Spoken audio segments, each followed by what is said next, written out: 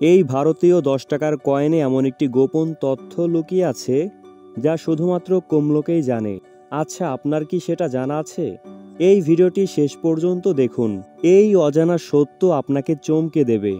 এর থেকে আরও একটি বিষয় জানলে আপনি আরও অবাক হবেন যে এই কয়েনগুলো আপনাদের কারো কাছে থাকলে সেটা লক্ষ টাকাও বিক্রি করতে পারবেন। শুধু এই কয়েনগুলোই না, আপনার কাছে যে কোনো পুরাতন কয়েন থাকলে এবং সেগুলোর মধ্যে যদি রেয়ার কয়েন খুঁজে পাওয়া যায়, সেগুলো খুব সহজেই কালেক্টরদের কাছে লক্ষ টাকা বিক্রি করতে পারবেন। কারণ কালেক্টরদের কাছে পুরনো রেয়ার কয়েনগুলোর প্রচুর চাহিদা। এই পুরনো কয়েনগুলো কিভাবে বিক্রি করবেন জানতে চান? তাহলে সম্পূর্ণ ভিডিওটি স্কিপ না করে দেখতে থাকুন। কারণ আমি এই ভিডিওর ভিতরে এমন কিছু তথ্য শেয়ার করব যেটাতে আপনাদের কাছে আরও সহজ হয়ে যাবে যে আপনারা কিভাবে ঘরে পড়ে থাকা এই পুরনো কয়েনগুলো লক্ষ লক্ষ টাকা বিক্রি করতে পারবেন। তার আগে আমি এই কয়েনের কিছু ইনফরমেশন দেই, মনোযোগ দিয়ে কথাগুলো শুনবেন। আমি এখন এই কয়েনগুলোর বিষয়ে যে ইনফরমেশনগুলো দেব, আপনার হাতে থাকা ওই কয়েনগুলোর সাথে যদি এই তথ্যগুলো মিলে যায়, তাহলে প্রিয় ভিউয়ার্স, আপনি সেই ভাগ্যবান ব্যক্তি। বন্ধুরা, তাহলে দেরি না করে তথ্যগুলো মনোযোগ দিয়ে শুনতে থাকুন। ভারতীয় এই 10 টাকার কয়েনগুলো 2008 সাল থেকে 19 সাল পর্যন্ত মোট 3টি ডিজাইনে তৈরি করা হয় এবং কয়েনগুলো ভারতীয় কয়েকটি মিন্টে তৈরি করা হয়। প্রথম অবস্থায় রিপাবলিক ব্যাংক অফ ইন্ডিয়া এই কয়েনগুলো 2008 সাল থেকে 10 সাল পর্যন্ত তৈরি করে, যেখানে কয়েনগুলোর ওজন ছিল 7.71 গ্রাম। কয়েনগুলো তৈরি করা হয়েছিল বিশেষ কয়েকটি ধাতুর সমন্বয়ে, যেখানে ছিল কপার, নিকেল, অ্যালুমিনিয়াম এবং ব্রোঞ্জ।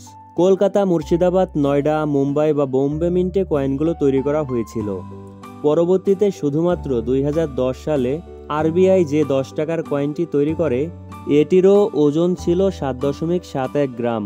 কয়েনটির বৃত্তাকার অংশ ছিল কপার, নিকেল এবং সেন্টারে ছিল অ্যালুমিনিয়াম এবং ব্রোঞ্জ।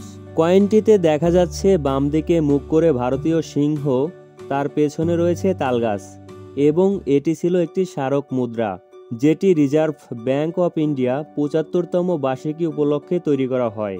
কয়েনগুলো নয়ডা, হায়দ্রাবাদ, মুম্বাই মিন্টে তৈরি করা হয় এবং পরবর্তীতে ভারতীয় ব্যাংক 2011 সাল থেকে 19 সাল পর্যন্ত এই 10 টাকার প্রচলন মুদ্রাটি তৈরি করে এবং এই কয়েনগুলোর ব্যাস ছিল 27 মিলিমিটার, ওজন ছিল 7.71 গ্রাম।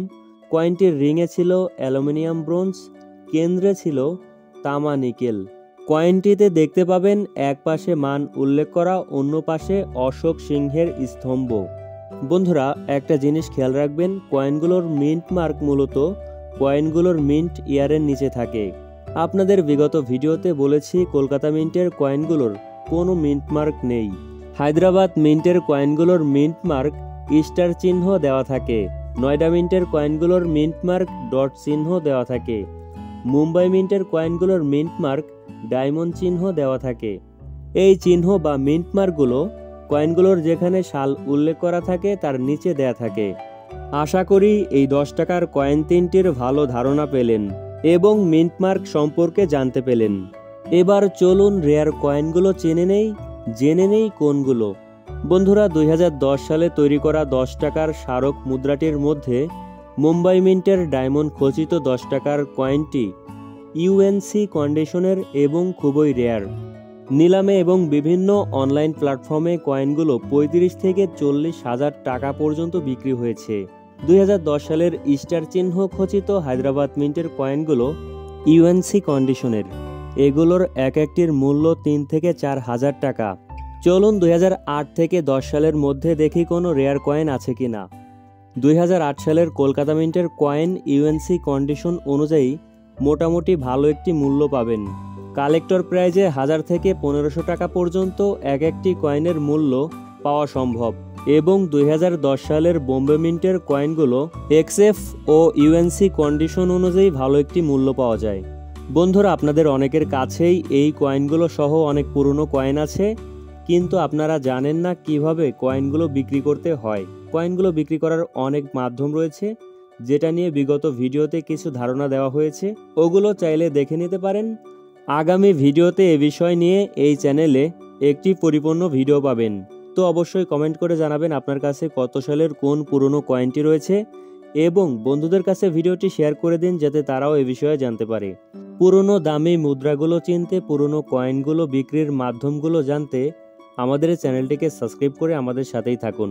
দেখা হচ্ছে পরবর্তী ভিডিওতে, ততক্ষণ পর্যন্ত ভালো থাকুন, সুস্থ থাকুন, ধন্যবাদ।